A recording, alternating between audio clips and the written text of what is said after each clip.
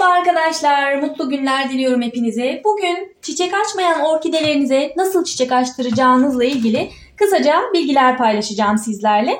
Gördüğünüz gibi orkidelerimin hepsi çiçekli, hepsinde böyle yeni çiçek dalları oluşuyor. Tomurcuk halindeler. Özellikle bu ilkbahar aylarında, şu an Nisan ayına girdik.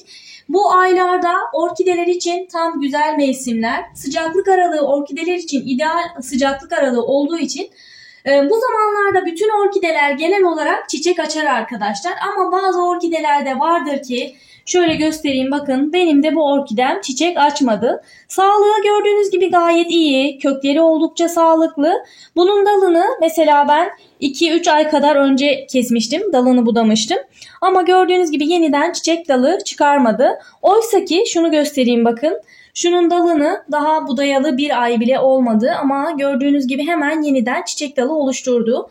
Ama buna 3 ay kadar olmasına rağmen hala çiçek dalı oluşmadı. Böyle orkideleriniz varsa neler yapmanız gerekiyor? Bununla ilgili bilgiler paylaşacağım bugün sizlerle. Normalde orkidelerinizin sevdiği sıcaklık aralığı 15 ile 25 derece aralığıdır arkadaşlar ve gördüğünüz gibi burası benim evimin camının kenarı. Cam kenarında bol ışık alan yerde olması gerekiyor orkidelerin. Gün içerisinde 12 saat kadar ışık alması, aydınlık ortamda olması gerekiyor. Orkideler yeteri kadar aydınlık ortamda bulunmadıklarında çiçek açmazlar. Bu orkidem de aslında aydınlık bir ortamdaydı ama bazen her zaman aynı yerde durduğunda da çiçek açmayabiliyor orkideler.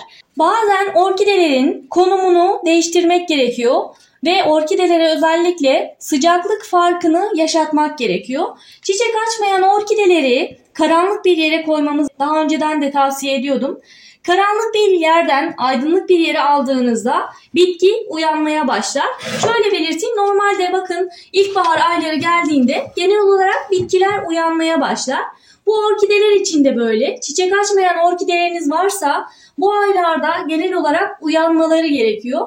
Bitkiler uyku moduna geçerler belli bir zamanda. Ortam şartları uygun hale geldiğinde de sıcaklık şartı, bol ışık alması, yeteri kadar nem düzeyi gibi şartlar olgunlaştığında bitkileriniz çiçek açmaya başlayacaktır. Bazen tabii evimizin şartları buna uygun olmuyor. Biz de evimizin şartlarını orkidelerimize uygun hale getiriyoruz. Şimdi bu çiçek açmayan orkidemi ben biraz daha az ışık alacağı ve daha serin olan bir yere alacağım arkadaşlar. Buranın sıcaklığı 15-20 derece aralığında şu an. Ben yaklaşık 10 derece olan diğer odaya alacağım ve orada 10 gün kadar bekleteceğim. Daha sonra bu odaya alacağım.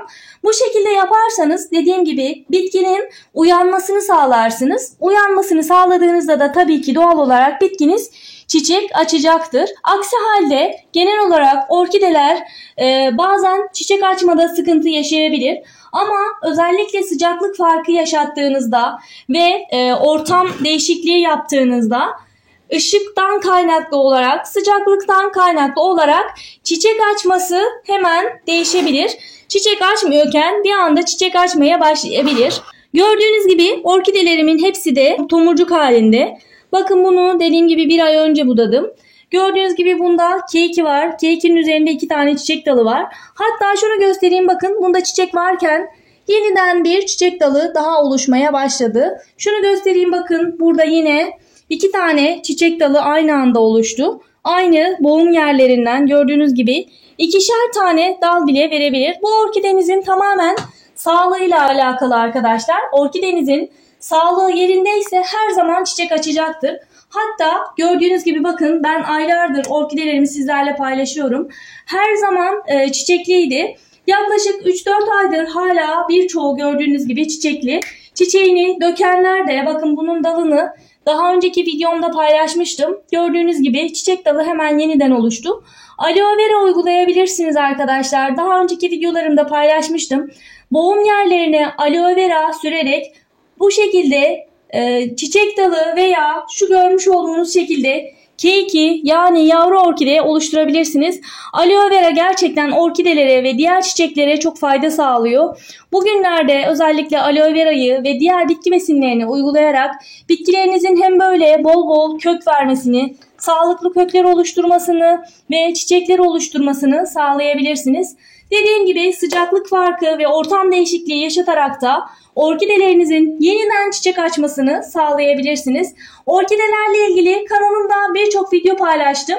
Bitki besinleri tarifleriyle de özellikle orkidelerinizin sağlıklı çiçekler açmasını ve uzun süre çiçekli kalmasını, yeni çiçek dalları oluşturmasını sağlayabilirsiniz. Yukarıdaki linke tıklayarak evde hazırlayacağınız bitki besinleri tariflerine de ulaşabilirsiniz arkadaşlar.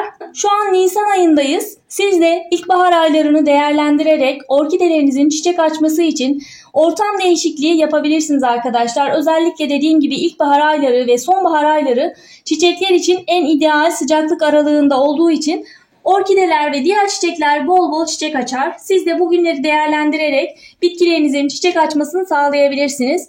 Orkideler ve diğer çiçeklerle ilgili soru ve görüşlerinizi bana yorumlarda iletebilirsiniz arkadaşlar. Bugünkü videonun da sonuna geldik. Çiçek ve bahçe bakımı konusunda elimden geldiği kadar videolar paylaşmaya gayret ediyorum. Videoların faydalı olduğunu düşünüyorsanız beğenmeyi ve hala abone olmadıysanız abone olarak da videolarımı takip edebilirsiniz. Başka bir videoda görüşmek üzere. Şimdilik hoşça kalın arkadaşlar.